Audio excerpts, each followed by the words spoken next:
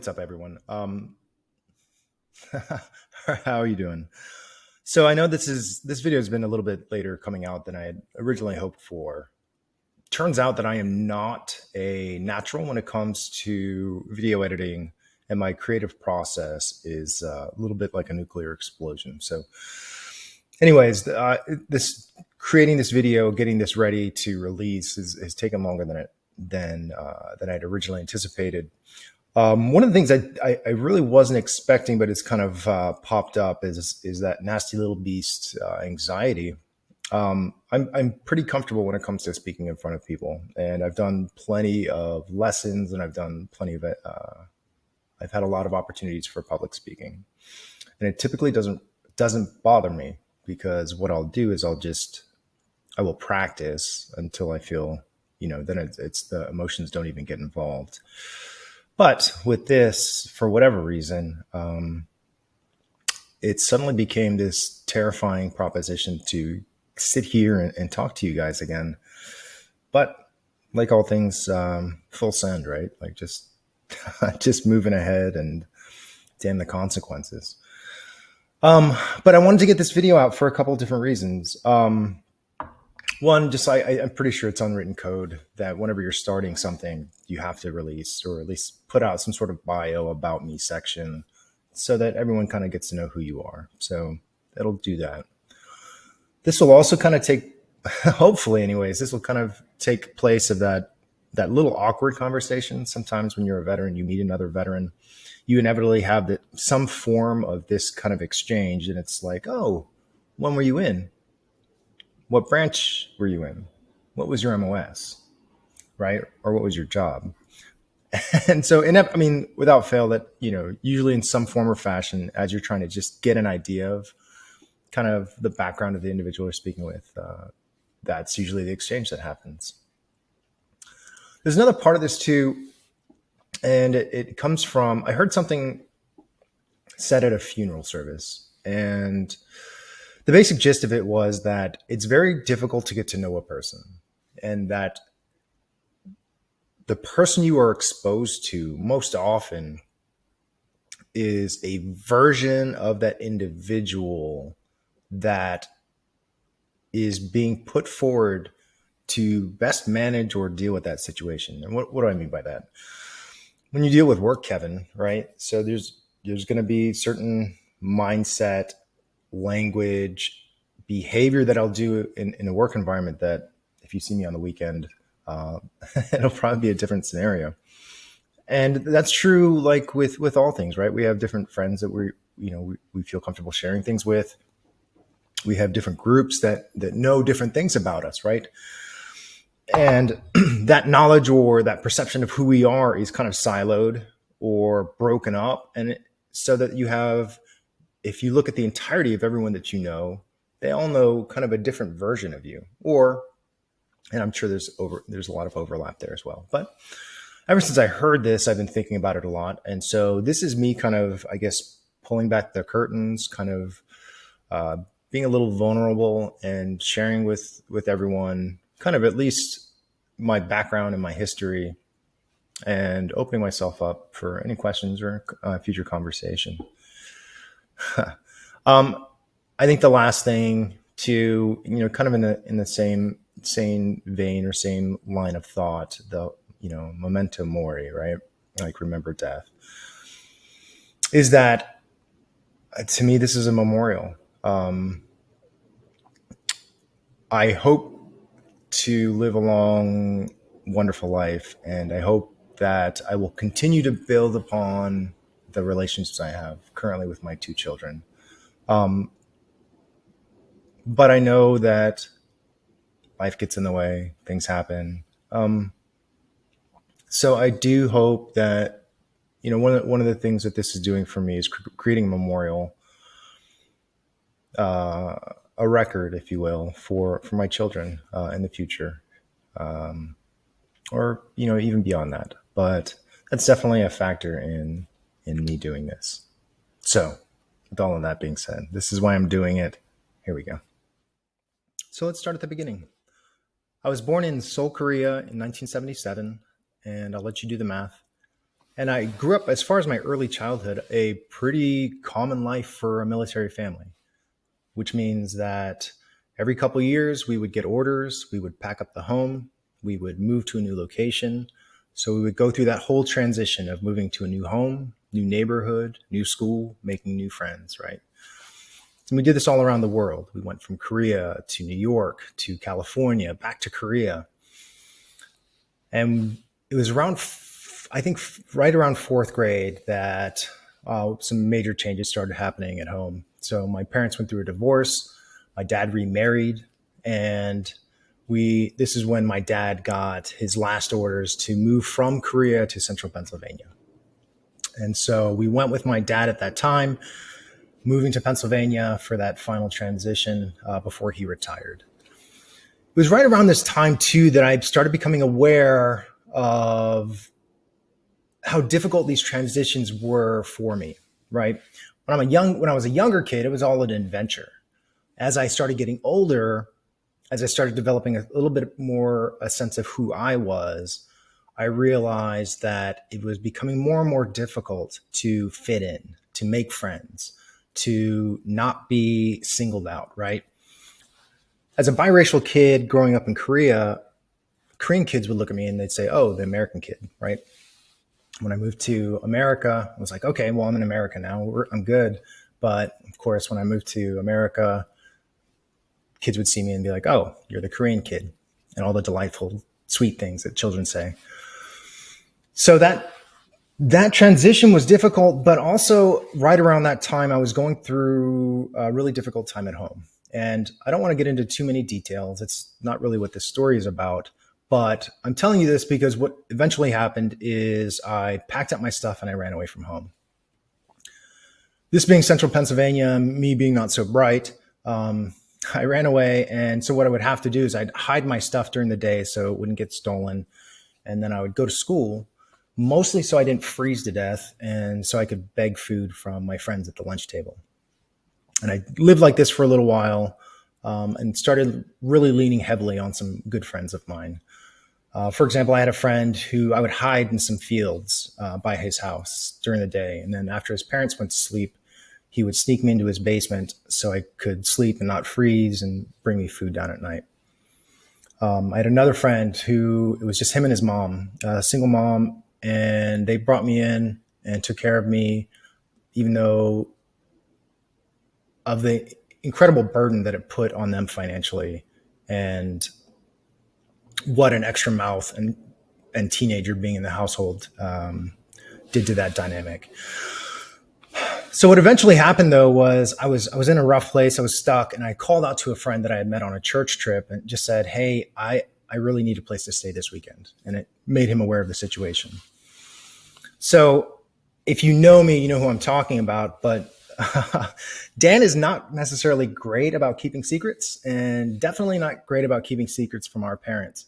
But so he ended up telling his parents, who I also knew through that same church trip. And what happened is something it's still difficult for me to grasp because I am about the age my parents were back then. And I don't know that I could have done what they did. And what they did was they saw me, this angry, lost, angsty teenager, and they took me in and they discussed it as a family. And they let me know that it was important to them that I was safe. It was important to them that I finished school, and it was important to them that I knew that I was loved unconditionally. And I'll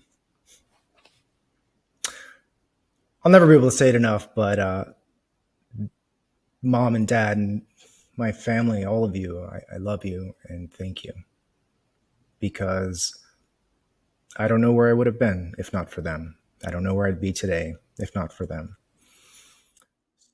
So after a couple of years, what happened was my family was taking me, they were commuting me to across the river to go to the school that I had been enrolled in since elementary school. And we'd moved to America.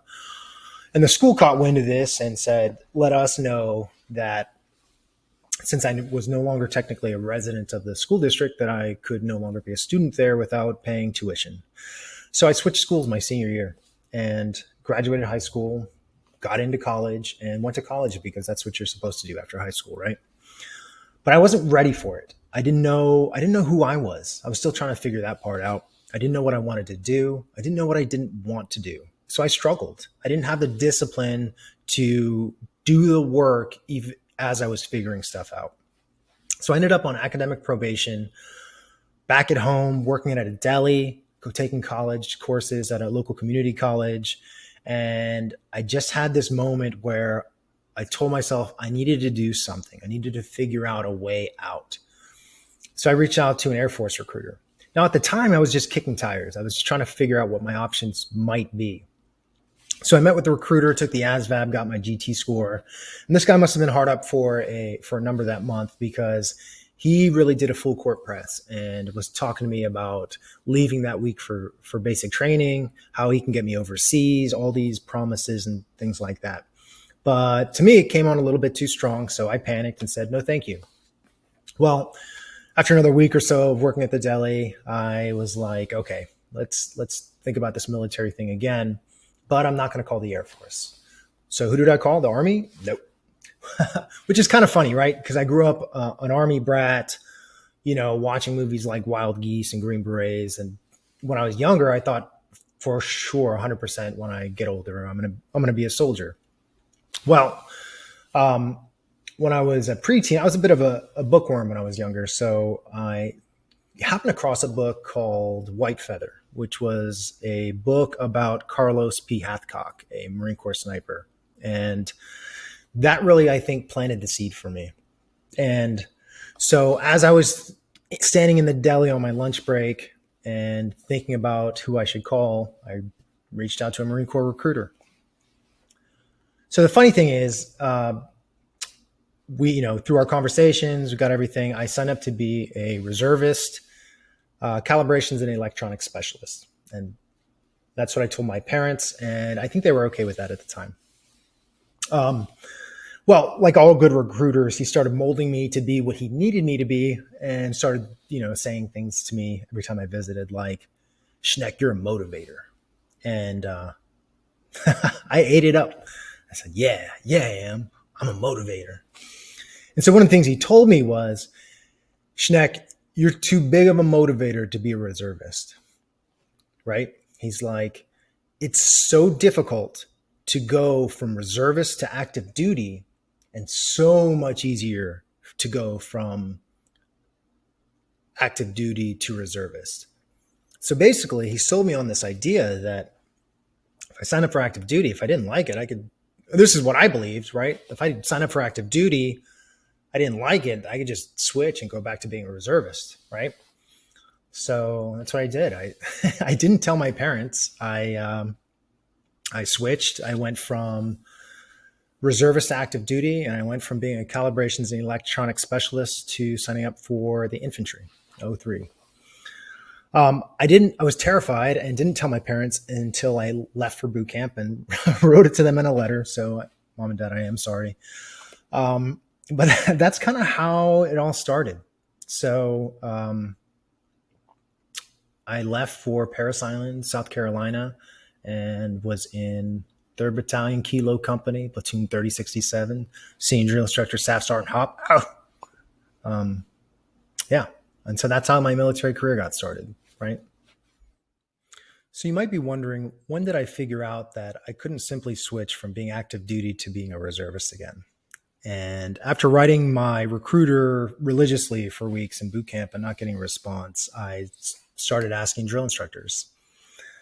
As you can imagine, they didn't particularly love getting questions of this nature from a recruit, so I was thrashed thoroughly every time I did, but that didn't deter me. It wasn't until mess and maintenance week. So if you're not familiar with Marine Corps recruit training, you're basically 1 week during boot camp, you're free labor. You're either going to work in a chow hall or do something around the base to either help beautify it, maintain it, whatever, right? So I was in a chow hall and I decided to ask one of the cooks, who I believe was a Lance Corporal at the time. But basically I asked him, sir, what does this recruit have to do to switch from being active duty to being a reservist again? And he looked at me and he said, just give it up. It's not happening. If it was that easy, I'd be in Australia right now, surfing and drunk off my ass. So that's when I decided, okay, I need to write home. I needed to write my parents a letter and explain to them, hey, you remember how I said I was going to be a reservist? Well, I'm not. And that job I said I was going to do, well, I'm actually going to be in infantry. So they were super proud of me. But I will say, when I graduated, that my mom, despite her reservations, despite a bad ankle, was one of the first parents out of those bleachers and onto the parade deck to give me a hug. So I started my Marine Corps career with orders to 2nd Battalion, 2nd Marines, 2nd Marine Division down in Camp Lejeune, North Carolina, 2-2 for short. So I am so thankful that I got to experience life pre 9/11 in the Marine Corps because, as you can imagine, the whole world changed, right? But pre 9/11, it was all about training for the what if. And one of the things I got to experience was we would go on these deployments, we would call them, or floats. And basically the idea is that a Marine Corps unit, everything from logistics to the infantry, command and signal, are all put on these Navy ships and then positioned at sea around the globe so that they can respond if an incident should arise, within their area fairly quickly. So I got to do this twice. So as a young man, I got to go to Spain. I got to go to Italy, explore Rome. I got to go to Venice, was in Greece, been to Crete, Turkey, Croatia, Northern Africa, and got to experience all of these things in my early 20s. We also had an opportunity in 1999. My unit was selected. We went down to Panama. And my unit was there as the United States was transitioning, giving up the lease to the Panama Canal back to the Panamanian government. So I was down there in 1999, got to do a lot of cool training down there, got to do some cross training with the Army, got to go through jungle warfare training down at Fort Sherman. And next thing I know, after my second float, I was looking at the end of my contract and trying to figure out what I wanted to do. Well, unsure and kind of without any prior planning, I decided to reenlist. Some buddies of mine had gotten orders from Camp Lejeune down to Parris Island, and they were range coaches down there. And so basically, when you go through recruit training in the Marine Corps, you have to shoot and qualify with a rifle in order to graduate. And so that's what they were doing. They were down there to help instruct and help these recruits qualify to be able to graduate. So in May of 2001, I reenlisted to go out to California to work on Edson Range for Marine Corps Recruit Training Depot, San Diego.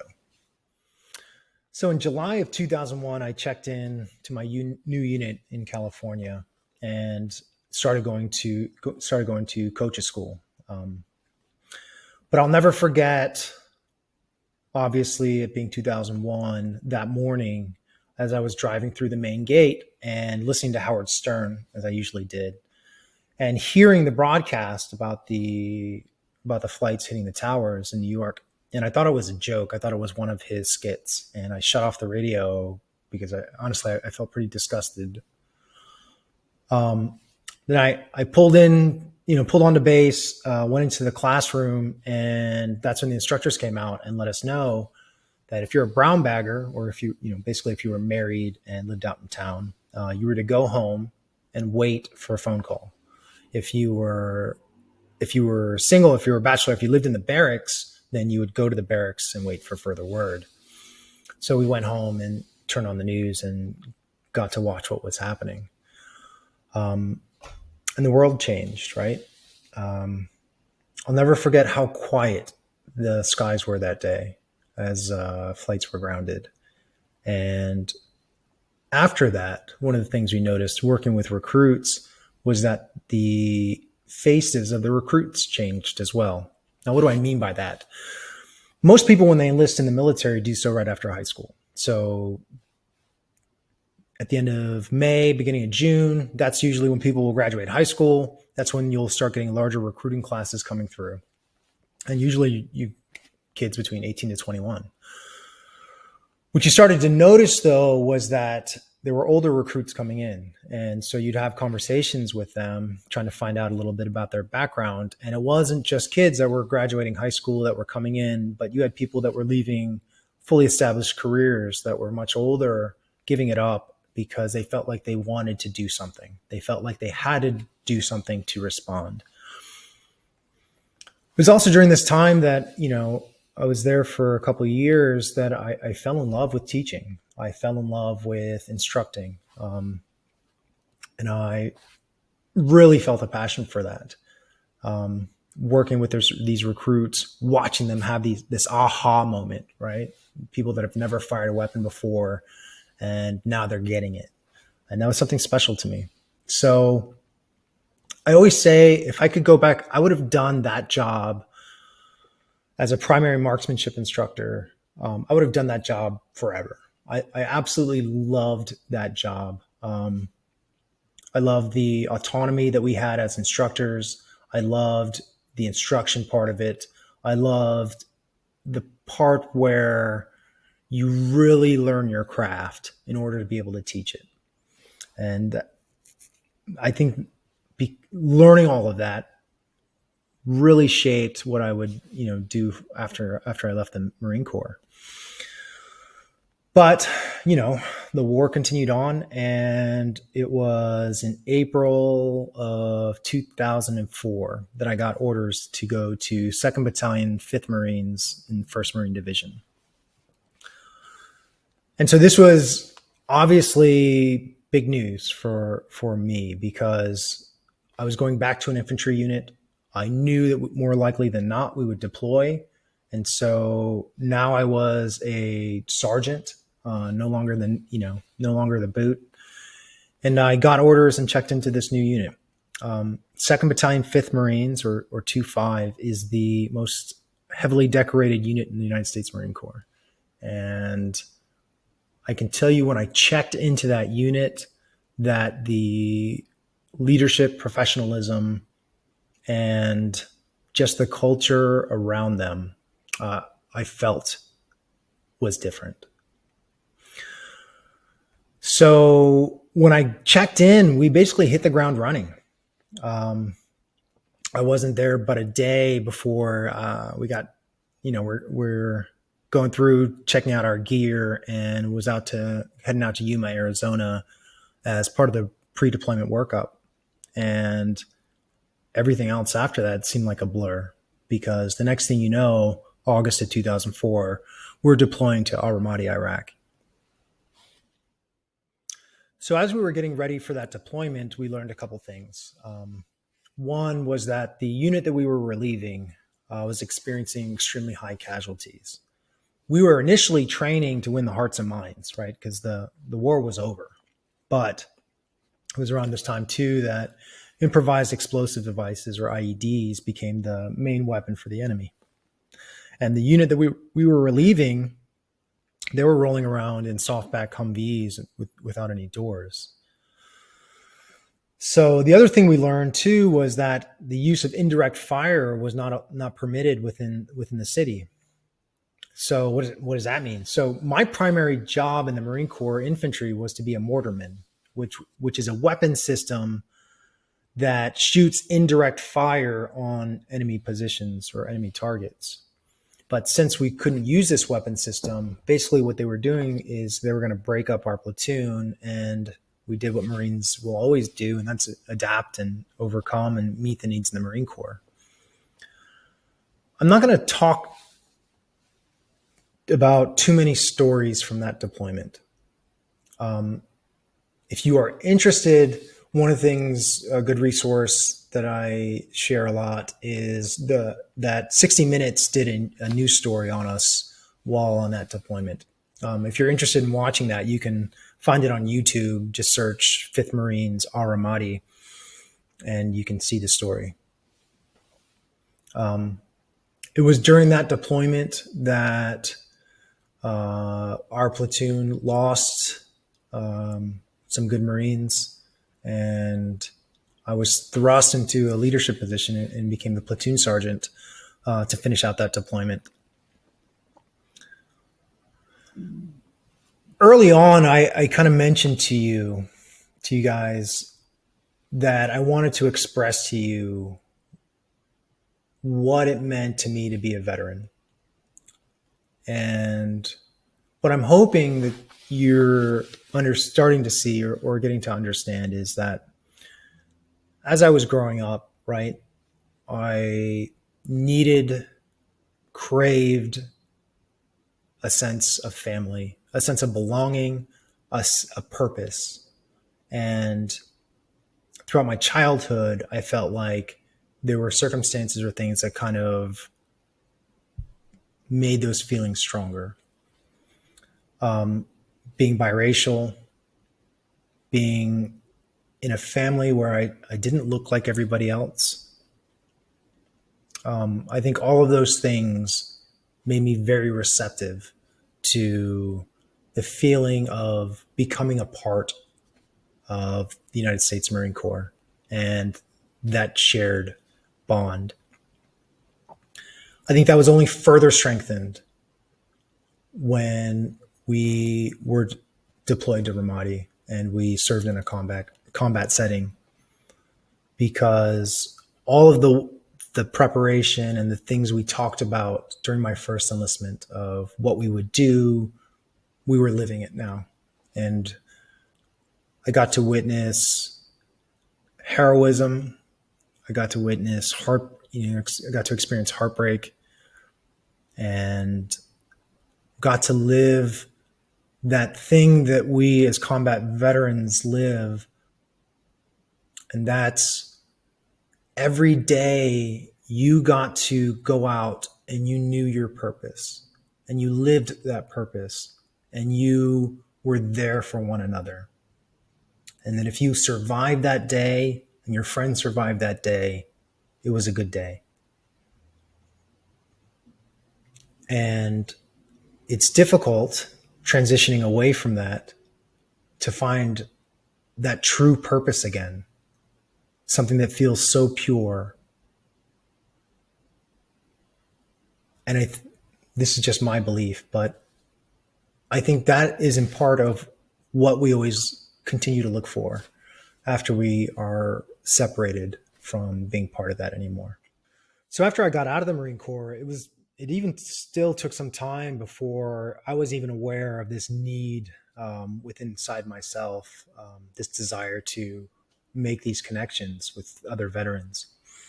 I think what first kind of put it on my radar is I reunited with a Marine that I had served with in Ramadi. It had been over 10 years since we'd seen each other.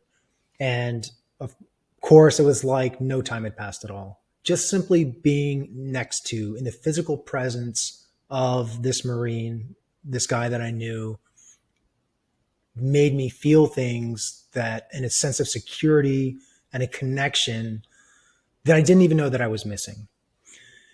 And unfortunately, as too often is the case, I went to other reunions, but more often than not, unfortunately, they were because of funerals, right? So we were linking up with people we hadn't seen in forever, but it was always with this underlying sadness or loss around the occasion. So that really started driving me to be more active and be more purposeful in seeking these connections. And so what I'm hoping is that by sticking with me this far, by listening to me for this long, you can kind of understand a little bit about why these relationships, why these connections mean so much to me. What I'm hoping to do is use this as the driving force behind making new connections, by going and making me go to reunions that I maybe otherwise might not have gone to, and seeking this out and bringing other veterans into this fold. So that's the goal. As always, thank you so much for taking the time for watching this video. There's definitely more to come, and I can't wait to get it out to you. Until then, radio check out, Semper Fi.